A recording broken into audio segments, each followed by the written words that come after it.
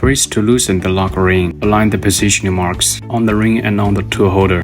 Find the red dot on the EOT locating lock. There are 2 locating locks, but only one with the positioning dot. And line it up with the positioning mark on the tool holder. Match the slot on the EOT to the retaining bar on the machine head and slide it in. Hold the belt with your left hand and tighten the ring with your right. Connect the power cord. Match the notch on the plug to the lock on the socket.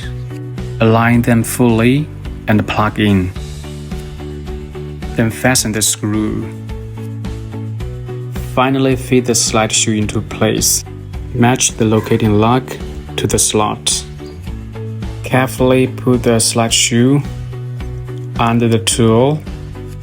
Never put your palm or your fingers under the slide shoe to avoid injury. Push it upward firmly to lock the slide shoe securely. The installation of the EOT is finished here. Follow me for more tutorials.